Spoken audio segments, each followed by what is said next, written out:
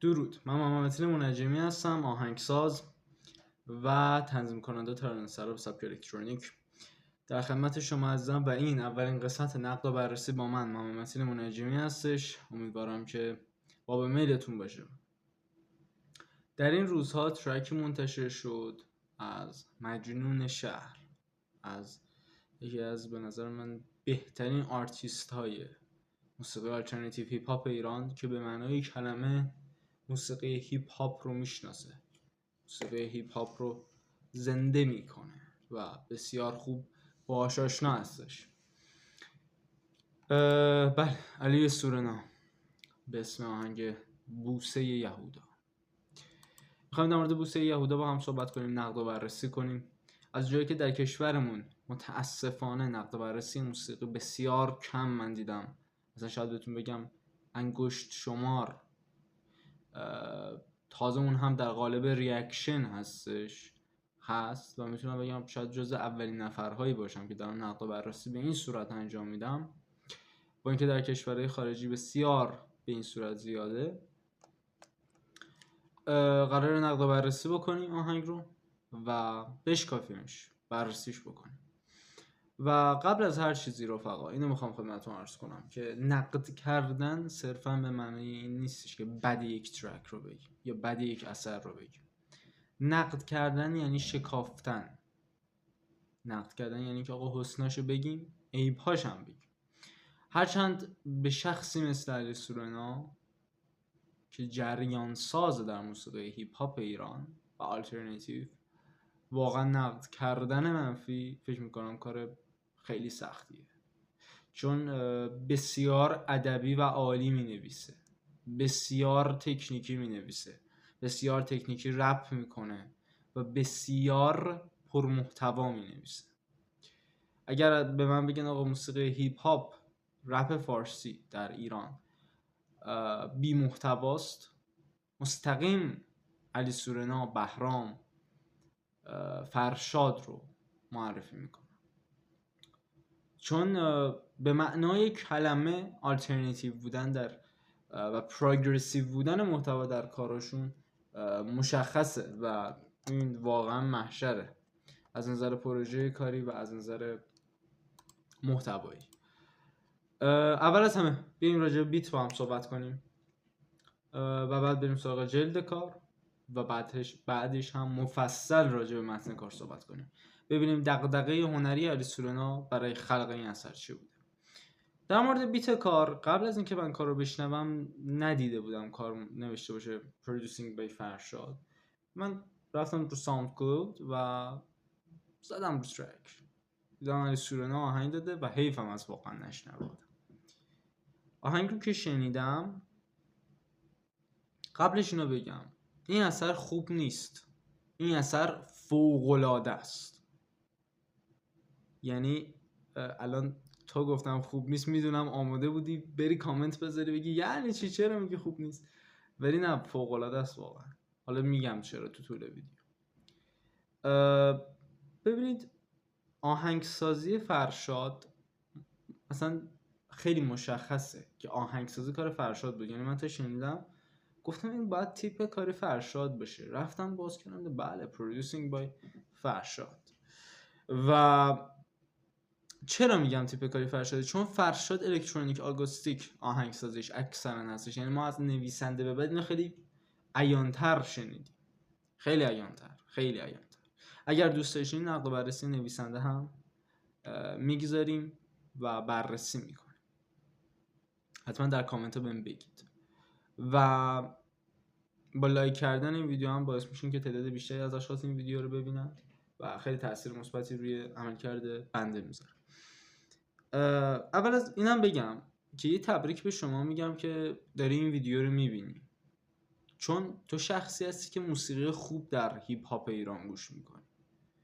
الان متاسفانه البته بهتون بگم اون تیپ موزیک هم که جفتمون میدونیم در موردش چی صحبت میکنم اون هم لازمه در موسیقی، ولی این تیپ در حال حاضر، این استایل مفهومی در حال حاضر بسیار واجب تره. آهنگسازی کار الکترونیک آکوستیکه. در آلبوم نویسنده ما الکترو آکوستیک شنیدیم المان‌های راک، نوع درامز آگوستیک، آهنگسازی فوق‌العاده جذاب فرشاد رو نشون میده. کار فوق‌العاده با تکست همخوانی داره و این خیلی خوبه، خیلی خوبه. بریم سراغ جلد کار. جلد کار از گروه دیج هستش. خیلی کوتاه و مختصر نظر خودم رو راجع به جلد بگم. به خوبی حس را به نظر من انتقال میده. من قبلا هم گفتم در پادکست رشد فکری، هنر همینه، حس انتقال داده و ما در این اثر اون حس رو میبینیم. حسی که یک جمعیت زیاد، من حالا کاور رو سعی میکنم در اینجا قرار بدم، یک جمعیت خیلی زیادی دور اطراف یک شخص هستن. هرچند بگم این کاور هم الهام گرفته شده از یک نقاشی دیگری و 2 نفر هستند که انگار دارن با هم گفتگو میکنن و شبیه همون بوسه یهوداست. بریم سراغ تکست کار. خیلی سعی میکنم کوتاه موارد عرض کنم که بریم سر اصل مطلب تکست کار، چون تکست کار خیلی درجه یکه، خیلی درجه یکه. از این کاریه که واقعا میتونم راجبش ساعت‌ها بازم صحبت کنم. اصلا اول از همه بگیم بوسه یهودا چیه قضیهش. عزیزانی که در واقع معتقد به مسیحیت هستن از بنده در بیشتر در جریانن، ولی من خیلی سربسته بخوام راجع به این قضیه صحبت بکنم، خیانت یهودا به عیسی رو داره نشون میده که یهودا بر پایه حالا انجیل هم‌نوا عیسی رو در واقع بوس میکنه و بر گونه‌اش یک بوسی میذاره و خلاصه به مردم خشمگین که حالا من تو اونجایی که یادمه منظورش همون اشخاص یهودی هستن، البته در کتاب فکر میکنم انجیل منظورش یهودی ها بودند، تحویل میده که با شمشیر چماق به سوی مسیح میرن و مسیح رو میبرند و این قضیه بعد از شام آخر اتفاق میفته که شام آخر مسلماً تابلوش رو دیدید اثر داوینچی. اگر ندیدید من حالا این تیکه باز قرارش میدم. و دیگه خلاصه این یک اصطلاحی میشه، البته بگم در عالم مسیحیت خیانت به عیسی در چهارشنبه مقدس، در هفته مقدس حالا عزاداری میشه. این یک اصطلاح شد بعد از این قضیه که میگن عملی که دوستانه است ولی خصمانه است، زیان آوره. یعنی چی؟ هممون داشتیم رفیقایی که ادعای دوستی میکنن جلوت ولی از پشت خنجر بهت میزنند. آدم‌هایی که فقط در ظاهر خوبند ولی دروند، اصلا نمیخوان سر به تنت باشه. و بوسه یهودا هم همین قضیهش. از این بعد اگر چنین آدمی دیدید این اصطلاح میتونید راجعش بکار کنید. بریم راجع به متن کار. من متن کار رو در خود ساوند کد اریسورونا دارم. یکی بریم سراغ بررسیش. میگه بر اساس حادثه اینجام با انتقام از ضربات فاجعه. بر اساس حادثه اینجام با انتقام از ضربات فاجعه. خیلی من بخوام سعی کنم اون پانچ ها رو بیارم، ولی اینقدر این آهنگ پانچ های جذابی داره، اینقدر این آهنگ واقعا جذابه که میتونم بدونم حتی کل تکست هم اینجوری پانچ حساب میشه، چون شما از اول تا آخر آهنگ مو به تنتون سیخه. واقعا درجه یکه، واقعا درجه یک. و هی تکرار میکردن، فکر میکردن دژاوو میشه. دژاوو چیه؟ یک اختلال ذهنیه که در دین ایمون هم یه سری توجیهات غیر علمی واسش آوردن، مثل خیلی کارهای دیگه که دین انجام میده. دژاوو یک از نظر علمی یک پیامیه که به من مثلا من دارم صحبت میکنم، فکر میکنم قبلا این صحنه رو دیدم. پیام در مغز اختلال ایجاد میشه که فکر میکنه یک چیز رو 2 بار دیده و تکرار شده. حالا در دین میگن که در عالم قبلی شما این حرکت رو انجام دادید، این کارو کردید که حالا در ذهنتون هست. من کاری ندارم، هر کسی اعتقاد خودش رو داره، ولی از نظر علمی اثبات شده که خطای مغزی هستش. حالا کاری نداریم، مثلا میخوام فقط این رو بازارش بکنم که هی تکرار میکردن فکر میکردن دیجاوو میشن. منظورش چیه؟ و یه جایی جالبه، میگه روییدم از خون اختیار با لمس عشق توی مرز ممنوعه، با تجربه عمیق‌ترین بوسه سیاسی. عمیق‌ترین بوسه سیاسی یعنی چی؟ بوسه یهودا.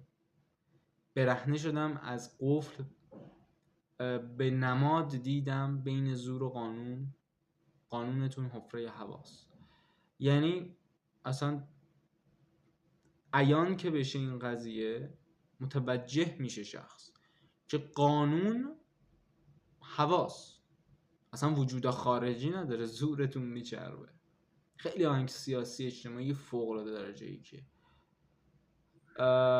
در مورد مورفین، هروئین و مواد مخدر صحبت میکنه در جاهایی از این ترک و دغدغه علی سرونا در اینجا مشخص میشه.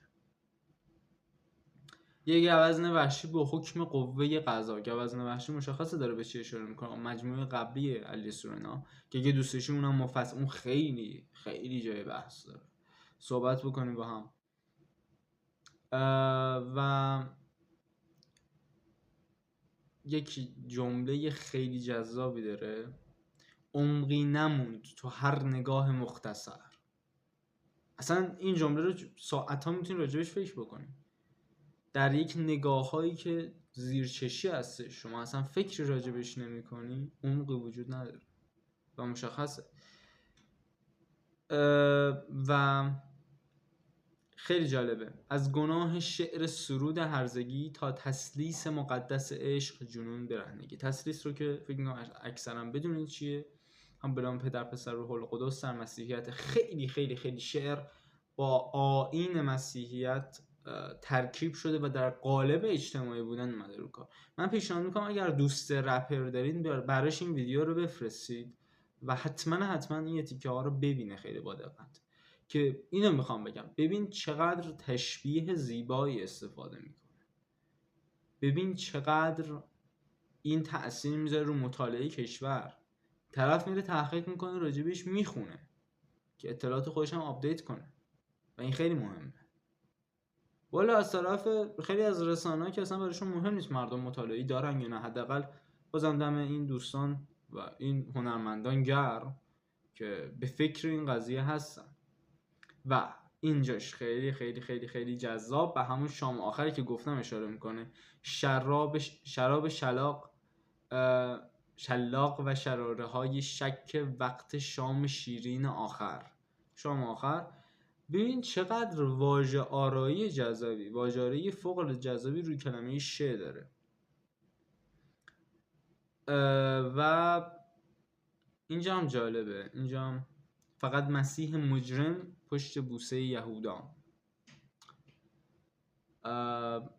به نظر من واقعا صحبت کردن راجع به این یه تیکه آنچنان معین ولی در این حال پر از عمقه که میسپارم به خودتون. ولی خیلی بخوام مختصر توضیح بدم، بسیار فضاسازی خوبی در این یک تیکه رخ میده و شوک قشنگ به مخاطب وارد میشه که از یک فضایی به یک فضای دیگر در آهنگسازی کشیده میشه. دوباره من فقط مسیح مجرم پشت بوسه یهودام، اما بی سرود.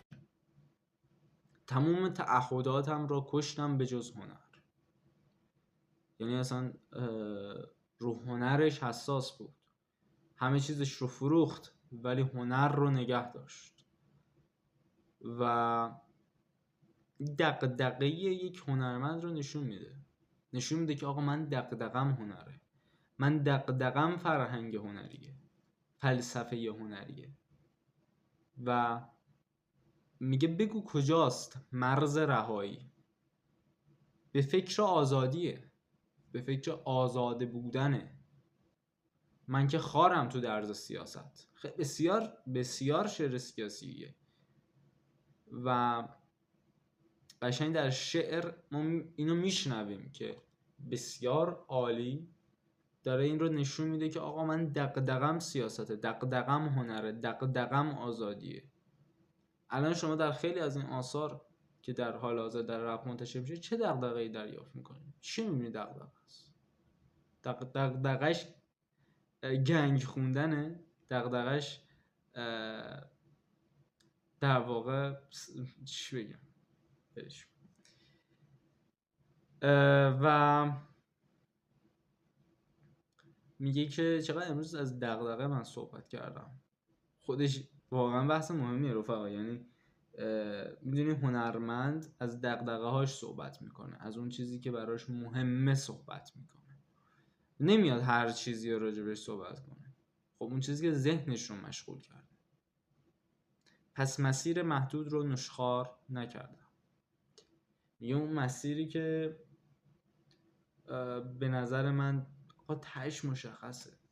میدونی چی؟ آقا فکر راجبش نکردم، نشخوارش نکردم و گستاخانه اومدم سنت ها رو شکوندم، گستاخانه اومدم تابو شکنی کردم و در واقع میشه گفتش که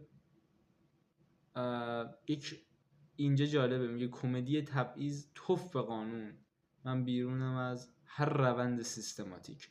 علنا آنارشیسم بودن و ضد حکومت بودن علی سورانی اینجا مشخص میشه. البته در آلبوم گوز، در آلبوم کویر هم ما این قضیه رو میشنویم و میدونیم و در واقع میشه گفت بسیار بسیار اعتراضگونه بودن در کار مشخصه و بسیار تشبیه های عالی. مرز رعشه صداقت دروغ کفتار شیر، یعنی رفتن مکش تا ته بی حمایت. و یه جوری میگه من اهلی نکن. این من اهلی نکن من جدا از اون فضا سازی بعدش که در آهنگسازی فوق العاده است. اهلی کردن رو شما چه معنا میکنید؟ معنای من از اهلی کردن در این ترک اینه که ایشون داره راجع به این صحبت میکنه که زیر سیستم رفته، تحت کنترل سیستم شده. توف قانون، من بیرونم از روند سیستماتیک. کجای کاری و میشه گفت این تحت کنترل سیستم بودن که در واقع یک سازماندهی بشه، نظم رو آشوب بده، در واقع فوق العاده واسه خیلی ها راحته، با چند تا سرکوب این کار انجام میشه. ولی مهم اینه که کسی که پی اون ایدئالش باشه از این قضیه جا نزنه. و جالبه اینجاش هم به نظر من اصلا این ترک اینقدر واقعا میتونم تا چندین ساعت راجبش صحبت کنم، ولی حیف وقت محدوده. ولی در جای دیگریش هم داره به بحث سرمایه‌داری اشاره میکنه. سود تولید صدور بسته بسته نور و شلاق استبداد که کور کرد کورسو رو. و اینجاش که به معنای واقعی هنر دیده میشه. اصلا بغضم میگیره بخوام راجبش صحبت کنم. و نور خدا که بسته شد به میله و علمی که اثبات نکرد این شکست نور.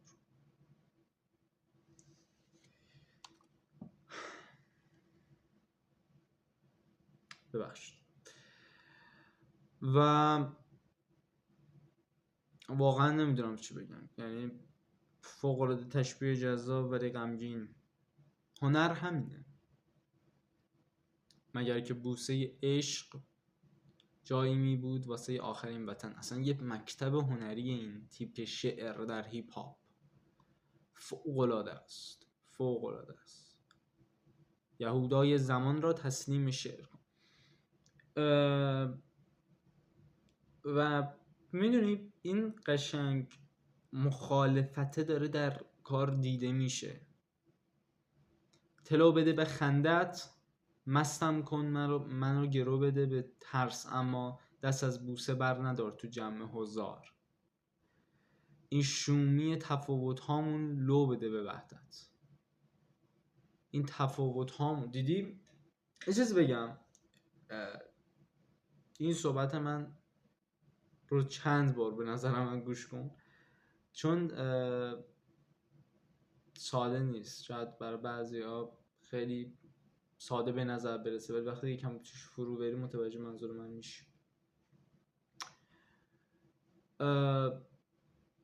تفاوت‌ها مبنی بر این نمی‌شود که یک عملی، یک حرکتی، یک جنبشی پیروز نشود، بلکه در واقع اون وحدت است که باعث می‌شود تفاوت‌ها کنار هم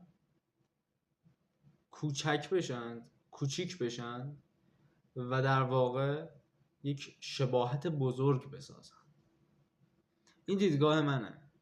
من فکر میکنم این شباهت ها باعث خیلی از جنبش ها میشوند، خیلی از انقلاب ها میشوند، خیلی از حتی خیلی از در واقع میشه گفت تغییرهای بزرگ اجتماعی، سیاسی، فرهنگی، هنری میشه.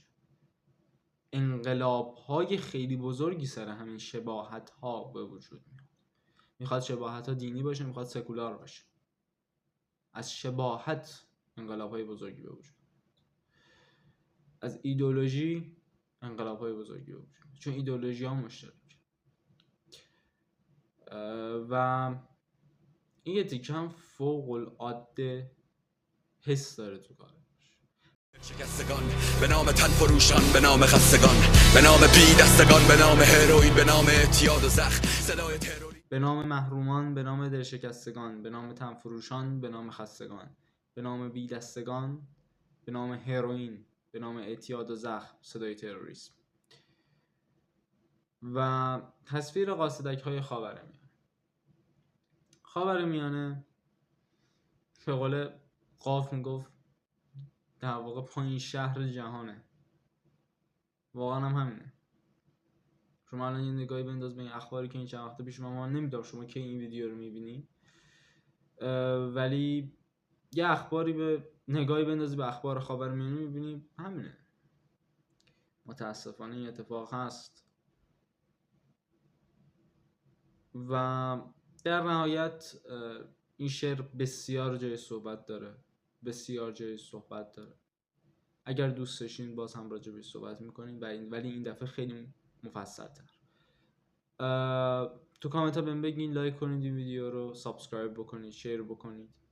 و در نهایت جمله پایانی این تکست که یک پانچ محشره: 1000 صلیب، 1000 شعر بی اسلحه و حذف شدگان که پوچی رو نمیپذیرند.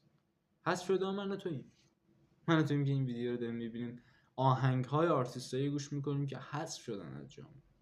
خودمون هم خیلی اوقات حذف شدیم. حذف شدگان من و توییم که به جای اینکه سازش پیدا کنیم با تفکر عموم، رفتیم تحقیق کردیم تفکر خودمون رو ساختیم، فکر مستقل ساختیم، ولی جامعه حذفمون کرد. اتفاقا هر روز میمیرن، زنده میشن تنش.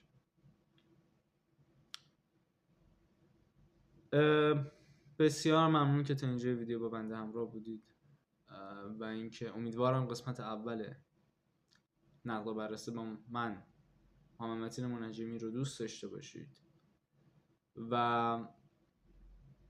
قدر خودتون رو بدونید و خودتون باشید.